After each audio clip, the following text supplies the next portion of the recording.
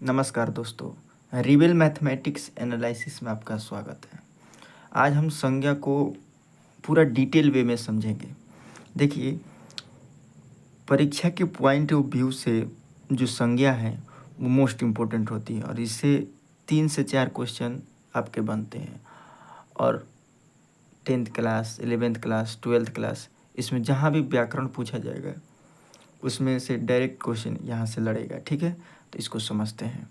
सबसे पहले संज्ञा। संज्ञा होता क्या है? संज्ञा का मतलब होता है नाम। किसी भी व्यक्ति का नाम हो सब क्या होता है? सब संज्ञा होते हैं। आइए इसको लिखित वे में पूरा डिटेल से समझेंगे, पूरा लिखित। ठीक है, चलिए। संज्ञा का सबसे पहले परिभाषा।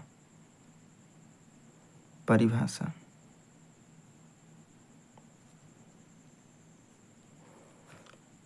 संज्ञा का बाबू परिभाषा होता है किसी व्यक्ति, वस्तु, स्थान, भाव,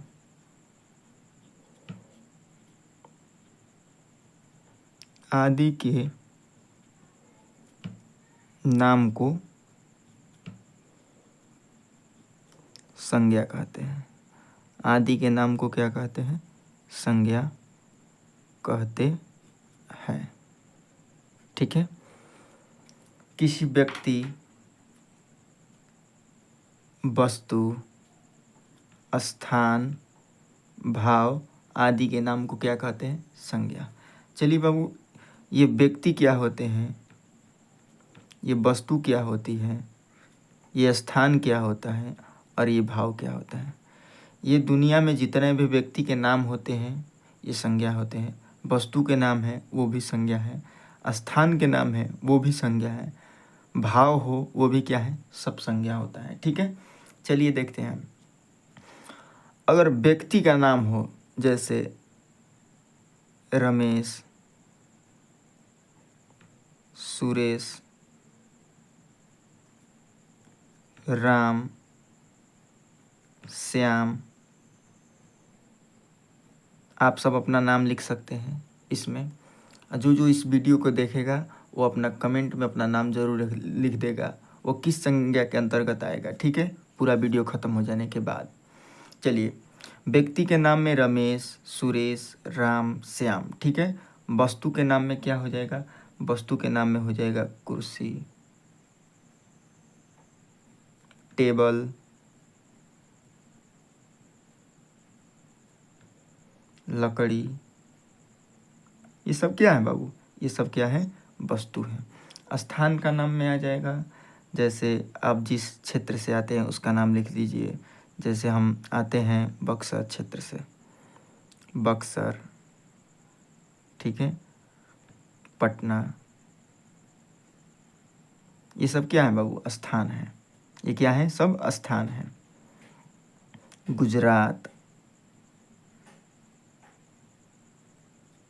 मुंबई, ये सब क्या है? स्थान है। भाव के नाम में आ जाता है, जैसे आदमी को फील होता है ना, वही भाव है। जैसे आदमी दुखी होता है, खुश होता है, ये सब क्या है? भाव है। प्रेम, भाव है। घृणा, भाव है। ठीक है, कोई दिक्कत नहीं है यहाँ पर समझने में। चलिए आगे देखते हैं। देखिए बाबू, आप तक जितना भी आप संज्ञा के बारे में जाने होंगे उससे ज़्यादा ही इस वीडियो में आपको समझाया जाएगा और पूरा फुल वीडियो इसमें होगा। ठीक है, चलिए। संज्ञा। संज्ञा किसी व्यक्ति, वस्तु, स्थान, भाव आदि के नाम को संज्ञा कहते हैं। संज्ञा को हम 2 भागों में बांटते हैं। संज्ञा को कितने भागों में बांटते हैं? 2 भागों में। कैसे? देखिए, अगर कोई आपको परीक्षा में पूछ देता है कि संज्ञा के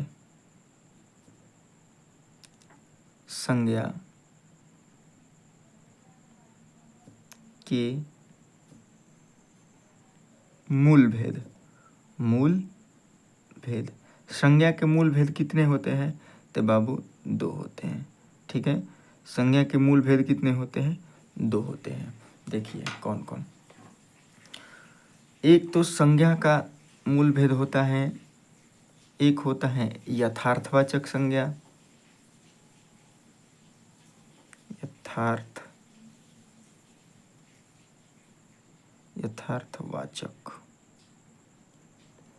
यथार्थवाचक संज्ञा।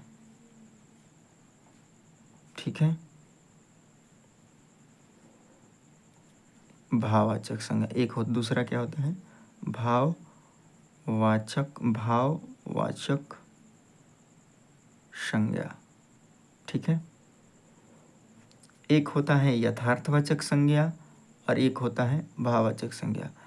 अभी आप ये समझेंगे कि संज्ञा के मूल भेद। ये मूल भेद क्या होता है बाबू? अगर संज्ञा का मूल भेद पूछता है तो दो होते हैं, और संज्ञा का भेद पूछते हैं कि अगर आपके परीक्षा में पूछते हैं कि संज्ञा कितने भेद होते हैं, तो क्या बताइएगा? संज्ञा के भेद होते हैं 5, लेकिन मूल भेद अगर पूछता है तो कितना बताना है? 2। देखिए बाबू, सबसे पहले ये समझते हैं कि संज्ञा के मूल भेद ये 2 हैं। कौन कौन? यथार्थवाचक संज्ञा और दूसरा होता है भाववाचक संज्ञा। ठीक है, यथार्थवाचक संज्ञा, ठीक है, ध्यान से देखिएगा। यथार्थवाचक जो संज्ञा होती हैं बाबू, ये दृश्य होती हैं। क्या होती हैं? दृश्य होती हैं। ध्यान दीजिएगा, यथार्थवाचक संज्ञा दृश्य होती हैं, और भाववाचक संज्ञा जो होती हैं बाबू, वो अदृश्य होती हैं। क्या होती हैं? अदृश्य। जब आप मेरी वीडियो को देख रहे होंगे तो ये आप समझिएगा कि आप बड़े कक्षा में हैं। ठीक है, आप इतना जानते हैं कि जो दृश्य होता है उसका मतलब होता है कि वो हमें दिखाई देता है, और जो अदृश्य होता है वो हमें क्या होता है? दिखाई नहीं देता है। यथार्थवाचक जो संज्ञा होती है वो दृश्य होती है, भाववाचक जो संज्ञा होती है वो अदृश्य होती है। ठीक है, देखिए यथार्थवाचक संज्ञा में 4 भेद होते हैं। यथार्थवाचक संज्ञा कितनी होती हैं? 4। यथार्थवाचक संज्ञा कितनी होती है? 4। कोई पूछ देगा कौन कौन, तो पहला होता है व्यक्तिवाचक, 2 नंबर में जातिवाचक, 3 नंबर में द्रव्यवाचक, और 4 नंबर में समूहवाचक। ठीक है बाबू, इसमें कोई दिक्कत नहीं है। यथार्थवाचक कितने होते हैं? यथार्थवाचक संज्ञा 4 होते हैं, व्यक्तिवाचक, जातिवाचक, द्रव्यवाचक, समूहवाचक। अब इसमें संज्ञा जोड़ लीजिएगा। ठीक है, यथार्थवाचक जो संज्ञा होती हैं वो दृश्य होती हैं, और संज्ञा इसमें 4 होती हैं। भाववाचक संज्ञा अपने आप में एक संज्ञा है, और 5वीं जो संज्ञा होती है वो भाववाचक संज्ञा होती है। क्या होती है बाबू? भाववाचक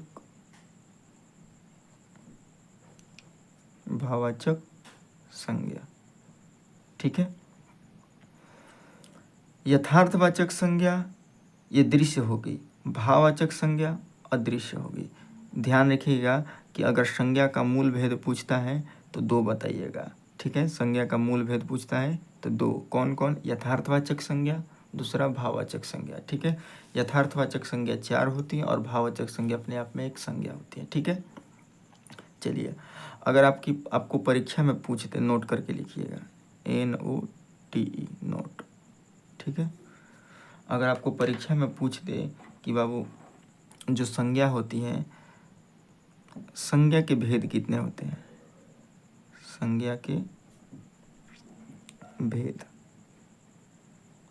अगर आपको संज्ञा के भेद पूछता है तो क्या बताइएगा? 5। कौन कौन? व्यक्तिवाचक संज्ञा, जातिवाचक संज्ञा, द्रव्यवाचक संज्ञा, समूहवाचक संज्ञा, और 5वां भाववाचक संज्ञा। ठीक है, अगर पूछ दे परीक्षा में कि प्राचीन हिंदी के अनुसार,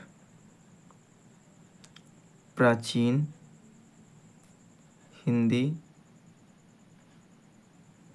के अनुसार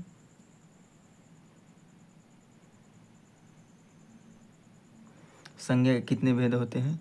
तब भी बताइएगा कितना होती है, 5 होती है। लेकिन जब आधुनिक हिंदी के अनुसार पूछे, क्या पूछे, आधुनिक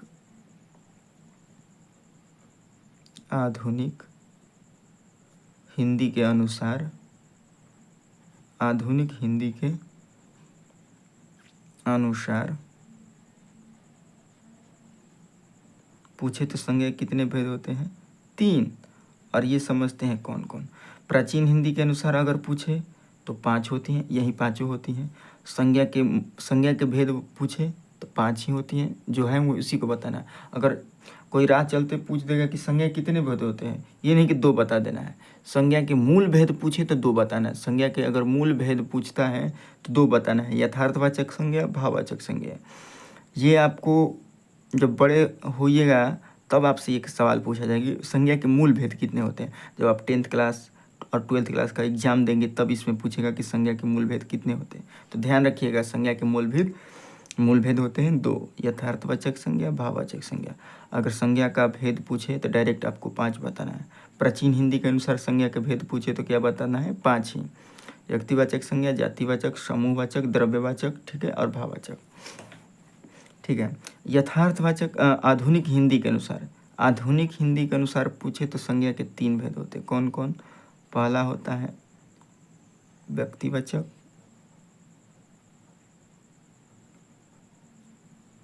दो नंबर में होता है जातिवाचक,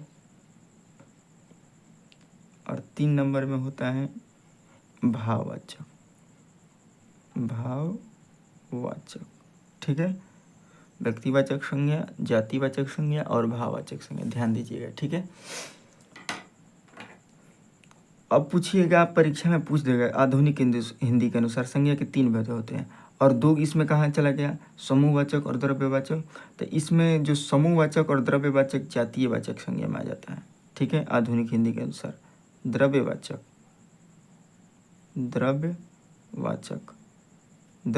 संज्ञा, ठीक है, द्रव्यवाचक संज्ञा और भाववाचक संज्ञा, ध्यान दीजिएगा, द्रव्यवाचक संज्ञा और भाववाचक संज्ञा, और इसमें द्रव्यवाचक संज्ञा, भाववाचक तो ये है, ठीक है। द्रव्यवाचक संज्ञा और समूहवाचक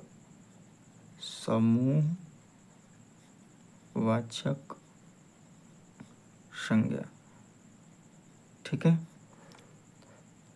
द्रव्यवाचक संज्ञा और समूहवाचक संज्ञा जातिवाचक संज्ञा के अंतर्गत आती हैं, इतना ध्यान रखिएगा, ठीक है।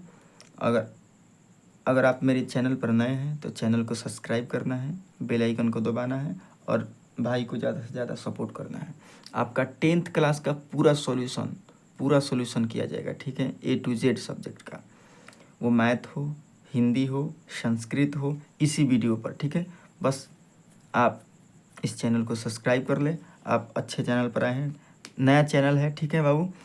बहुत दिन से वीडियो बनाना मैंने छोड़ दिया था, कुछ कारण था, ठीक है, लेकिन समय मिलेगा तो आपके लिए वीडियो ज़रूर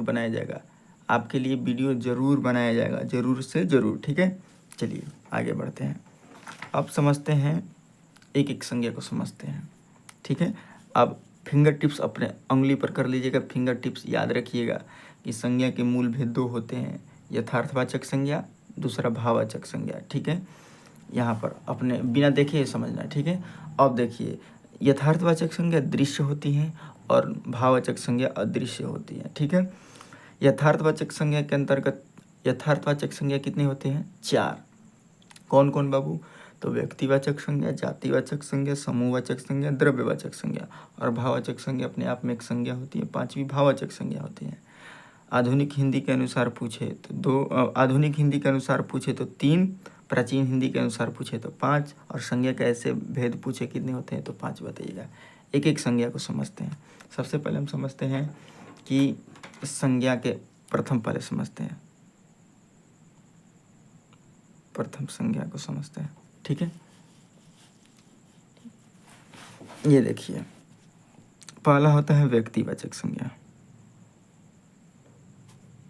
व्यक्तिवाचक संज्ञा,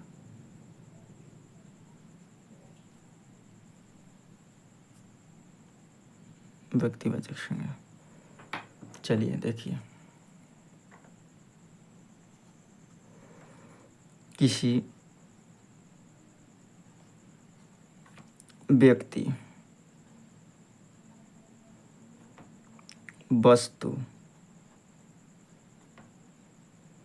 स्थान, किसी व्यक्ति, वस्तु, स्थान, और यहाँ पर किसी खास लिख देना है, ठीक है। खास व्यक्ति, वस्तु, स्थान आदि के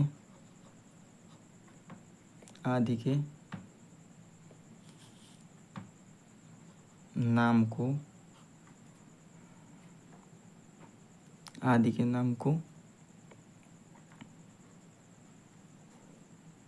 व्यक्तिवाचक संज्ञा कहता है। आदि के नाम को व्यक्तिवाचक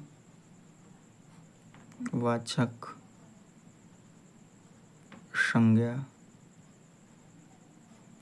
कहते हैं।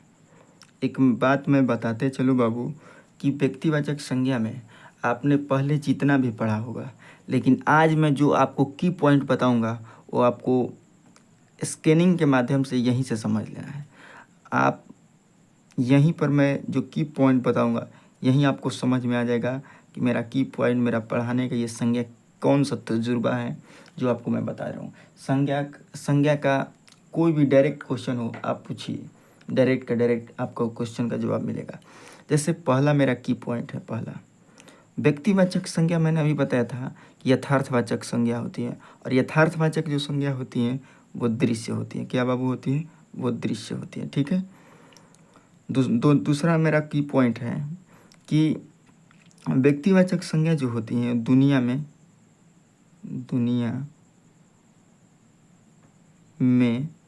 अकेली होती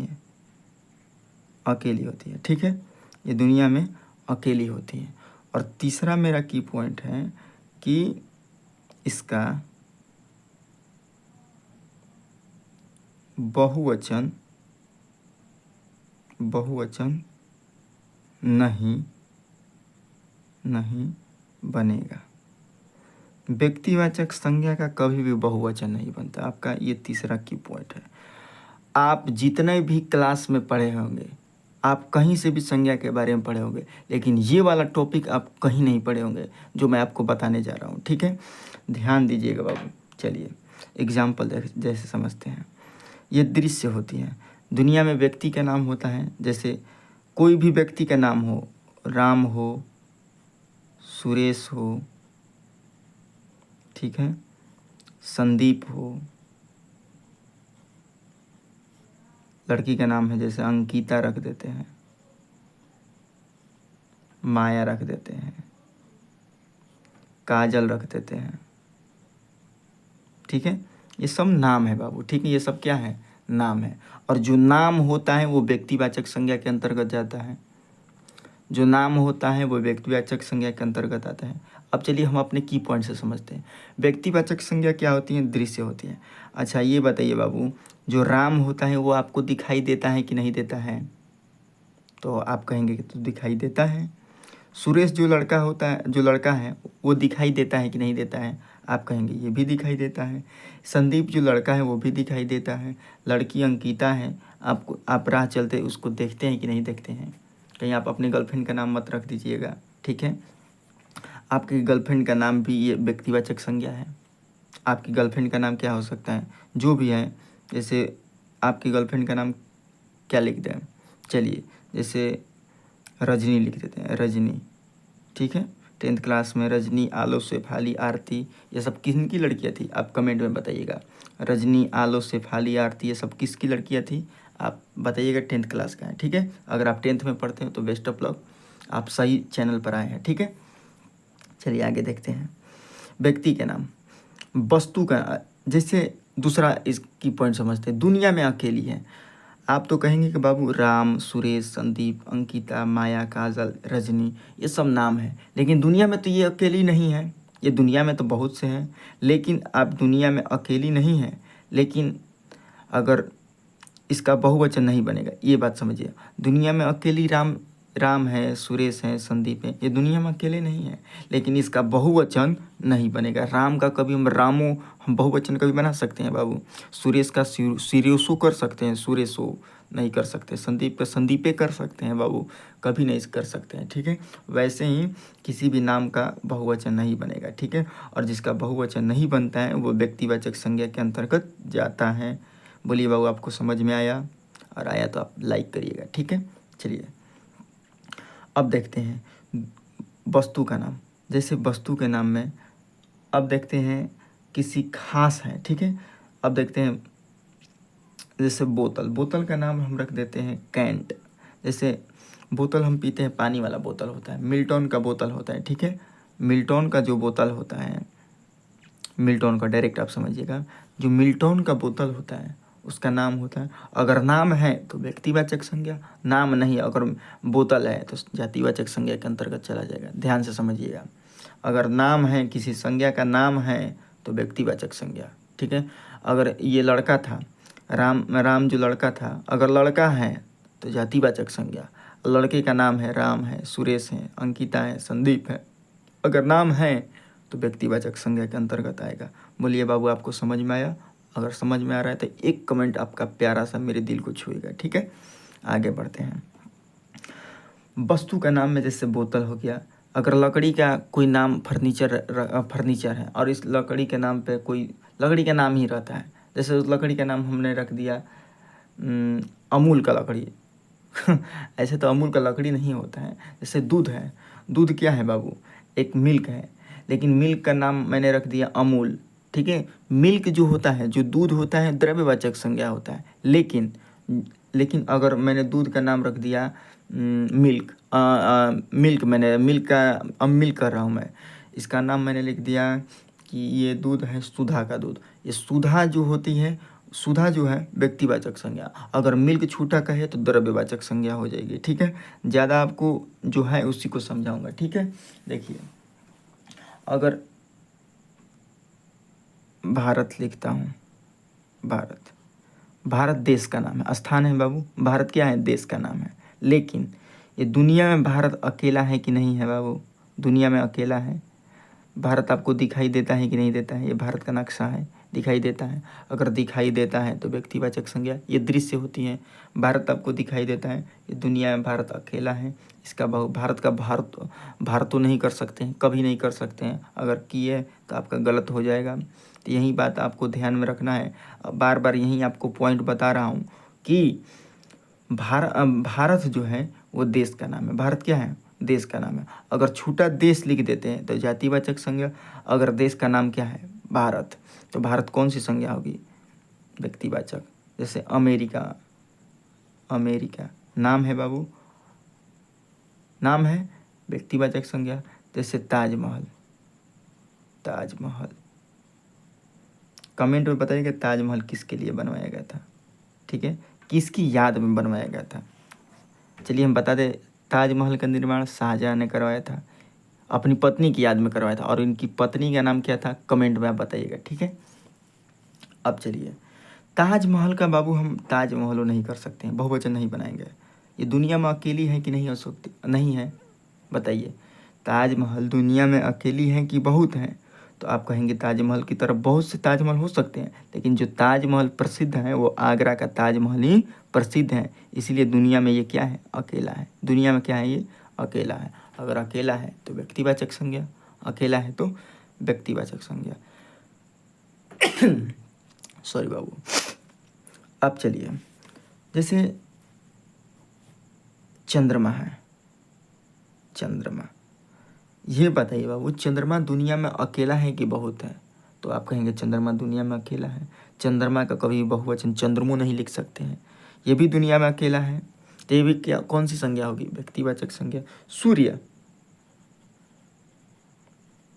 दुनिया में अकेला है कि बहुत है? तो आप कहेंगे सूर्य के जैसे आप प्रकृति में दुनिया आप देखें कि सूर्य की तरह और दूसरा सूर्य है, तो आप कहेंगे कि नहीं, सूर्य की तरह सूर्य को बनाया गया है, लेकिन जो सूर्य प्रकृति में है वो दुनिया में क्या है? अकेला है बाबू। सूर्य का कभी भी बहुवचन नहीं बनेगा। अगर नहीं बनेगा तो कौन सी संज्ञा होगी? व्यक्तिवाचक संज्ञा। बोलिए आपको समझ में आ रहा है? तो समझ में आ रहा है तो एकदम बेल आइकन को दबाना है, ठीक है। चलिए देखिए, जैसे महीना का नाम होता है, जैसे हिंदी कैलेंडर के अनुसार पहला महीना चैत्र होता है, बैसाख, जेठ, आषाढ़, ये सब क्या है बाबू, एक ही साथ बता देता हूँ।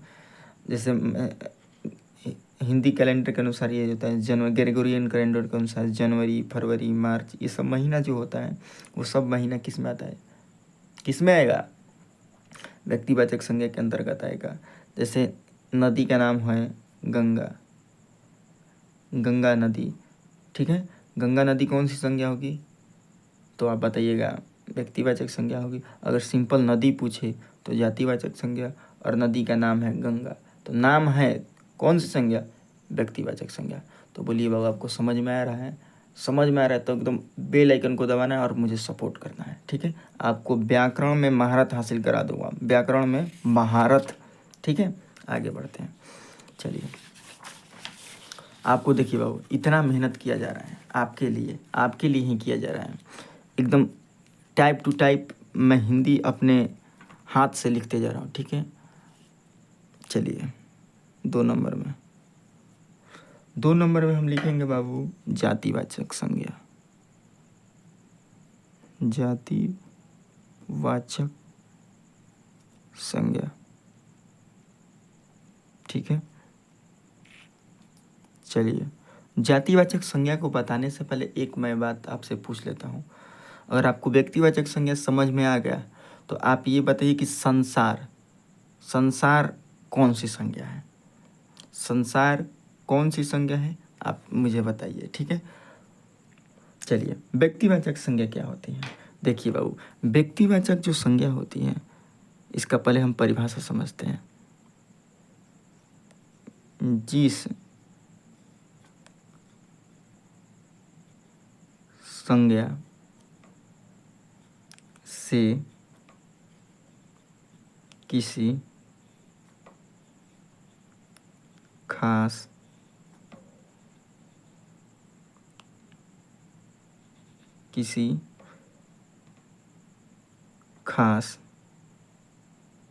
खास नहीं, किसी जाति या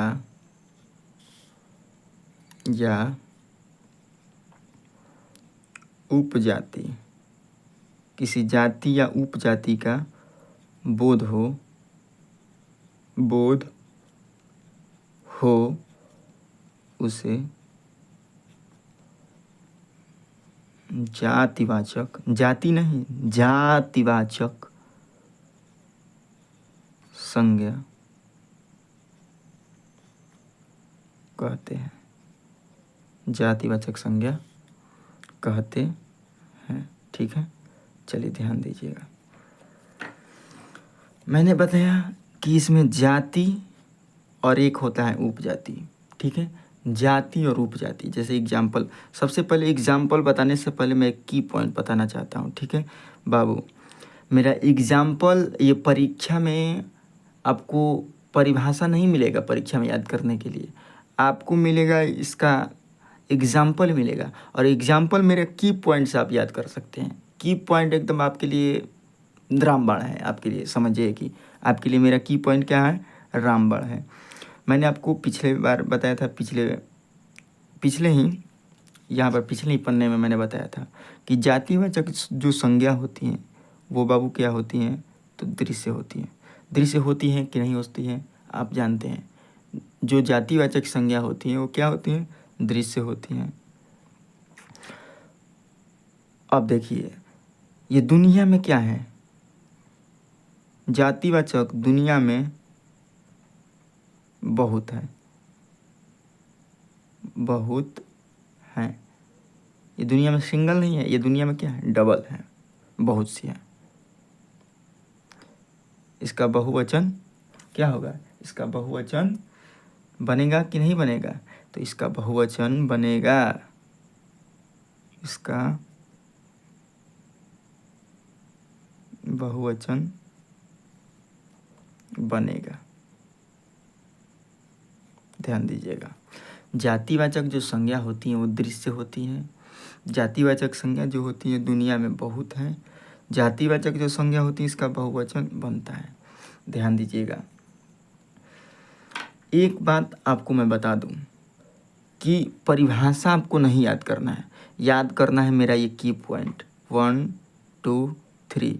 मारिए गोली इसको, आप मेरा की पॉइंट याद रखिए, एकदम परीक्षा में फोड़ के आएगा। जितना क्वेश्चन मिलेगा आपका क्वेश्चन एकदम डायरेक्ट टू डायरेक्ट आप मारिएगा, ठीक है। इसमें कोई आपको रोकने वाला नहीं। आपको नंबर अगर 5 है ना, तो अगर आप गलती नहीं करिएगा तो आप इससे जितना भी संज्ञा से, अगर संज्ञा टॉपिक से जितना भी सवाल पूछेगा एकदम दबा के एकदम रंग कराइएगा, ठीक है।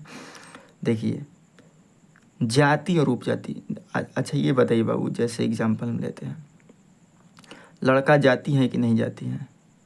लड़का जाति है, ठीक। गोइंग नहीं है, लड़का एक प्रकार का जाति है, लिंग है, ठीक है। ये क्या होता है? एक प्रकार का जाति होता है, ठीक है। कास्ट, कास्ट जिसको बोलते हैं, कौन सी जाति है? वर्ण। लड़का जाति है, वर्ण है। तो लड़का आपको दिखाई देता है कि नहीं देता है?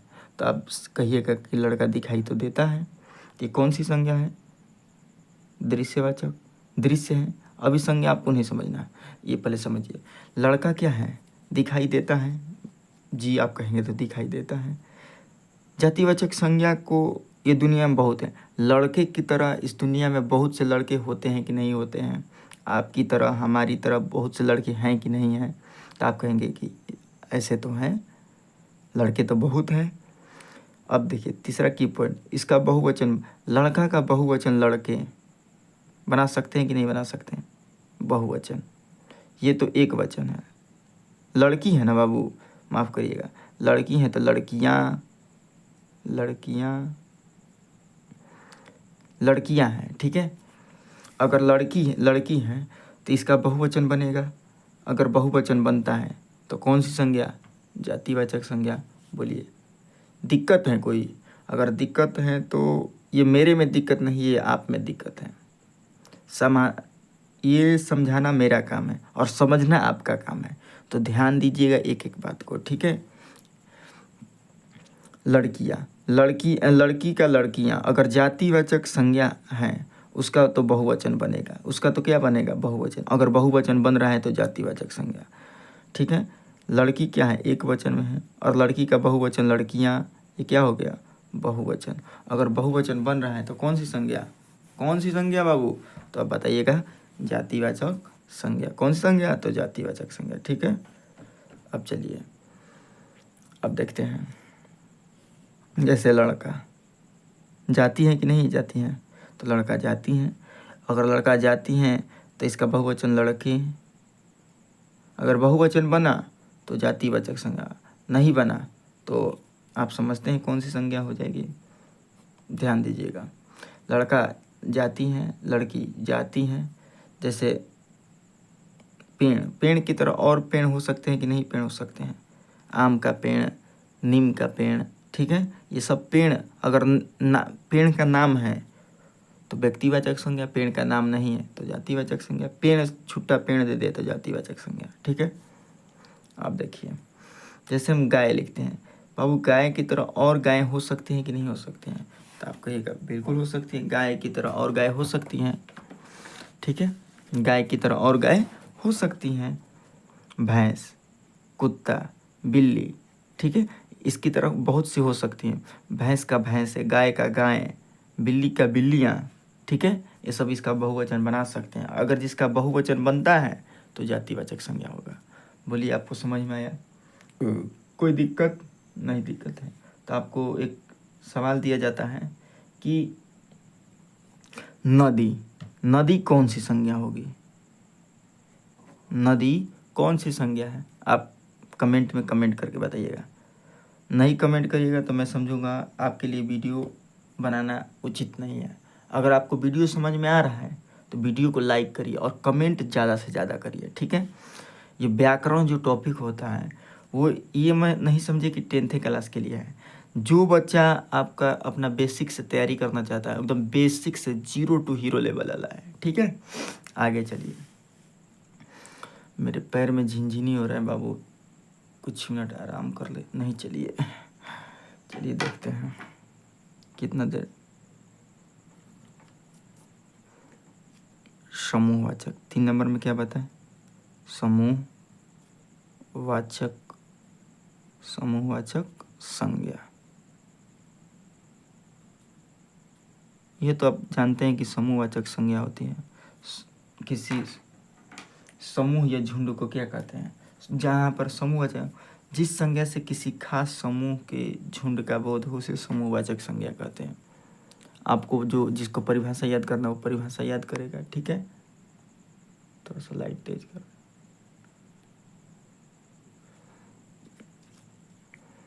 समूहवाचक संज्ञा जिस संज्ञा से किसी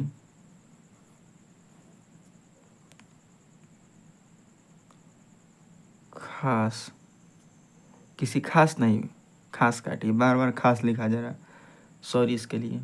जिस संज्ञा से किसी समूह या झुंड का बोध हो, समूह या झुंड का बोध हो उसे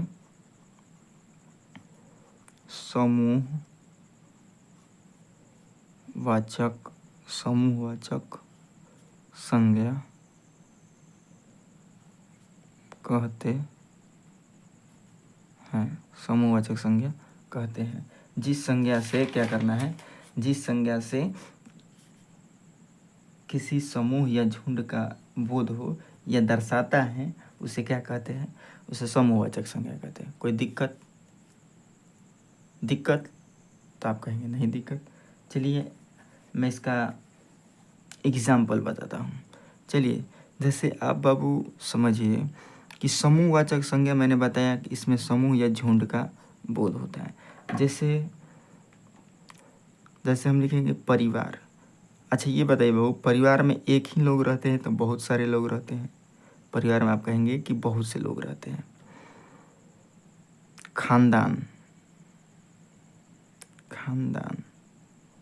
खानदान में एक लोग रहते हैं कि बहुत से लोग रहते हैं? तो आप कहेंगे तो बहुत से लोग रहते हैं बाबू। चलिए सेना में एक ही सेना में लोग रहते हैं कि बहुत से रहते हैं? तो आप कहेंगे बहुत से लोग रहते हैं। तो ये भी क्या है? समूहवाचक संज्ञा। पुलिस का एक गुट होता है।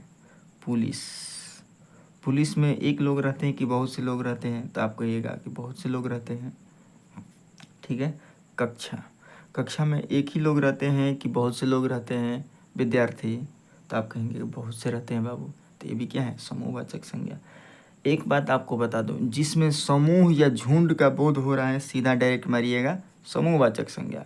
जैसे टीम में एक ही रहते हैं, प्लेयर रहते हैं कि बहुत से प्लेयर रहते हैं?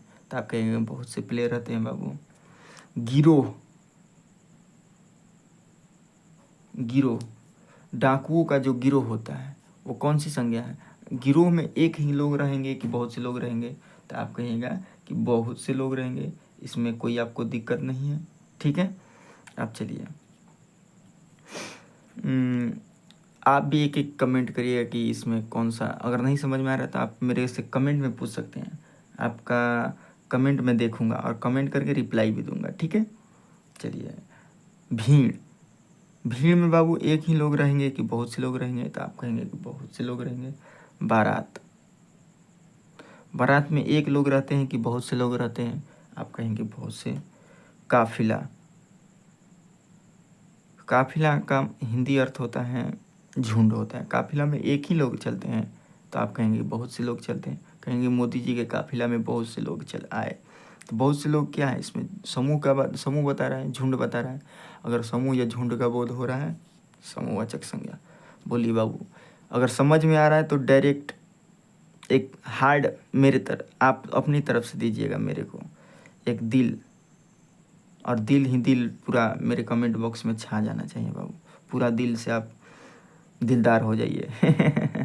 चलिए आप समझते हैं। 3 समझ लिए। 4 नंबर,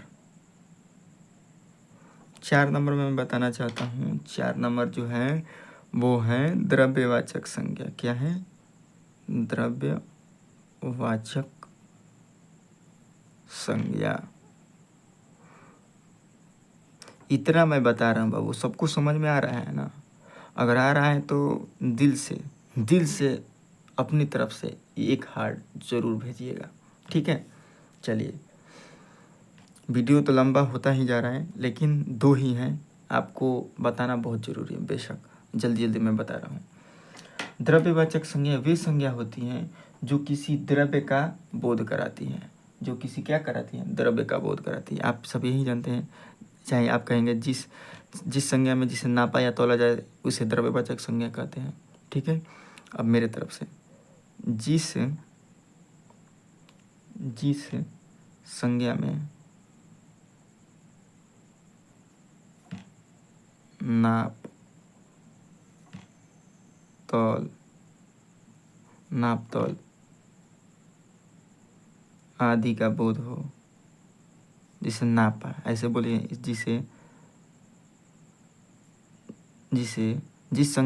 जिस संज्ञा में नाप तौल आदि का बोध हो, आदि का बोध हो, उसे क्या कहते हैं? द्रव्यवाचक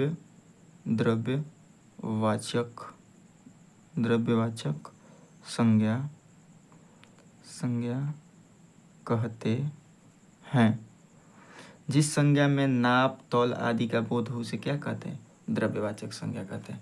चलिए, आप बाबू द्रव्य कितने प्रकार के पढ़े हैं? एक द्रव्य होता है और एक क्या होता है? द्रव होता है। एक द्रव्य होता है, एक द्रव होता है। द्रव्य आप समझते हैं लिक्विड चीज़ों को,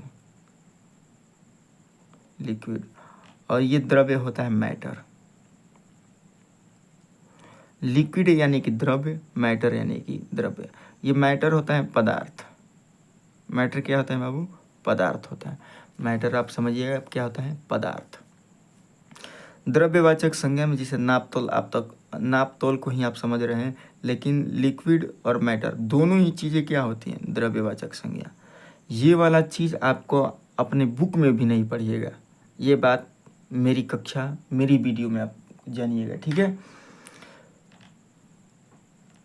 लिक्विड जो चीज़ें होती हैं, जैसे पानी वाली चीज़, बहने वाली चीज़, इसमें लिक्विड जो चीज़ें होती हैं, बहने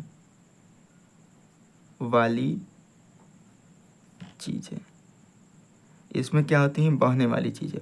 और इसमें क्या होते हैं? पदार्थ की। आप बताइए, पदार्थ की कितनी अवस्थाएं आपने पढ़ा है? अगर पदार्थ की, जो भी मेरा वीडियो देख रहा है बाबू, दिल से हार्ड, और पदार्थ की कितनी अवस्थाएं होती हैं, ये आप जरूर भेजिएगा। अगर आप 3 जानते हैं तो आप बहुत गलत हैं, अगर आप 5 जानते हैं तो आप बहुत सही हैं। पदार्थ की 3 अवस्थाएं नहीं, पदार्थ की 5 अवस्थाएं होती हैं। पहला होता है ठोस, 2 नंबर में ठोस द्रव्य, द्रव, ठोस द्रव, ठोस द्रव्य गैस। द्रव्य होता है कि द्रव होता है बाबू? ये बात समझ लीजिएगा। जो सही होगा, ध्यान पे नहीं आ रहा है, इसको आप समझिएगा। द्रव्य जो होता है वो लिक्विड चीज़ें होती हैं। ठोस, यहाँ पर द्रव्य, ये वाला सही है, ठीक है? ठोस द्रव्य गैस, ठीक है?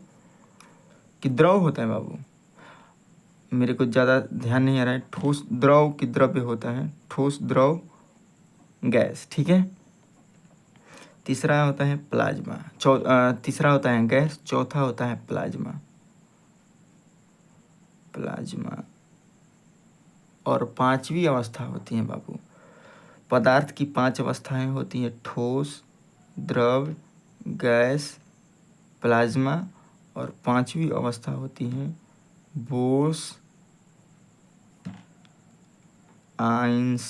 आइंस्टीन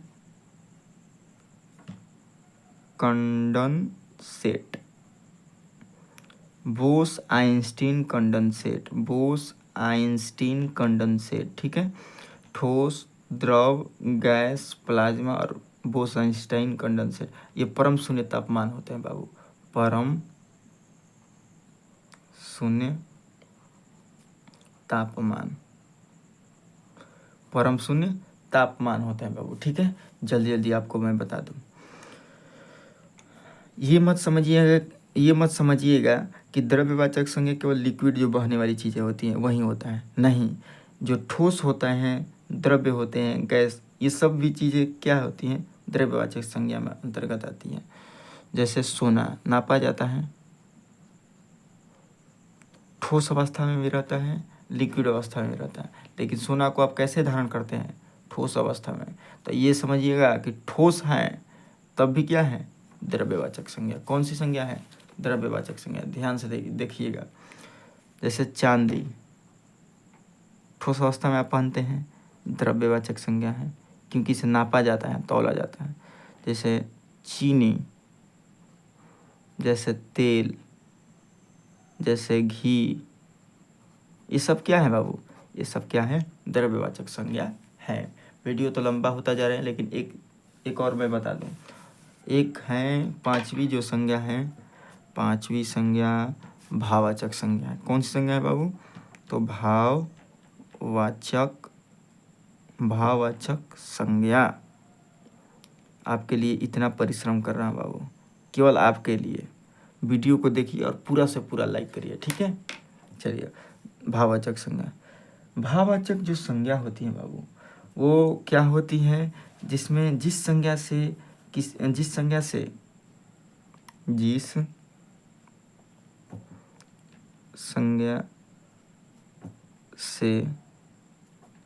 व्यक्ति के भाव, गुण, दोष, भाव, गुण, दोष आदि का बोध हो,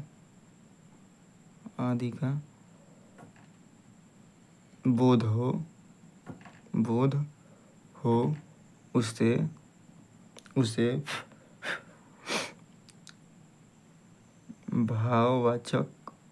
भाववाचक संज्ञा कहते हैं, ठीक है। चलिए, भाववाचक संज्ञा का की पॉइंट समझिए। भाववाचक जो संज्ञा होती है बाबू, ठीक है, जो भाववाचक संज्ञा होती है वो दृश्य होती है कि अदृश्य होती है। आपको मैंने पहले ही बताया है कि ये क्या होती हैं, ये अदृश्य होती है। वीडियो को आप पूरा देखे होंगे तो आप समझिए कि भाववाचक संज्ञा जो होती है अदृश्य होती है। अब समझिए दूसरा की पॉइंट, आप समझिए कि दूसरा की पॉइंट है कि इसका क्या होता है, बहुवचन नहीं बनता है, बहुवचन नहीं बनेगा, बहुवचन नहीं बनेगा। अगर बना तो जातिवाचक हो जाएगा, ठीक है। कोई दिक्कत नहीं। भाववाचक संज्ञा को प्लेट में नहीं रख सकते हैं, प्लेट में नहीं परोस सकते, नहीं परोस सकते। ध्यान दीजिएगा, भाववाचक जो संज्ञा होती है इसको हम प्लेट में नहीं परोस सकते हैं, ठीक है। चलिए जल्दी समझते हैं। जैसे दुख,